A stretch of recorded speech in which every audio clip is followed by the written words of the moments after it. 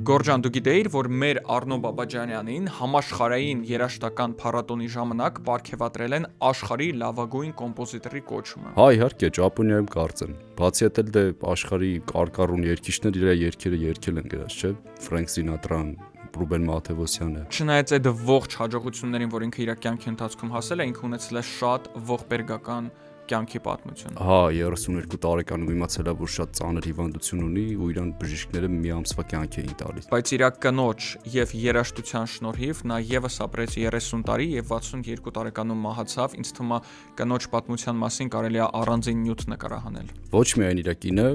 նաև շատ այլ մարդիկ, օրինակ Անտոն Քոչինյանը կազմակերպեց, որ Ֆրանսիա գնա, բայց մի խոսքով ամեն դեպքում հիվանդությունը իրանը արեց։ Իրականում դժվար է մանավանդ ստեղծագործող մարդու համար ապրել նենց ոնց հասկանում ես, որ ամեն օր կարաս մահանաս։ Առողջություն եմ ցանկանում բոլորիդ, անպայման լայք դրեք, որ նյութը տարածվի եւ կոմենտներում գրեք ինչ գիտեք Առնո Բաբաջանյանի մասին։ Շնորհակալություն։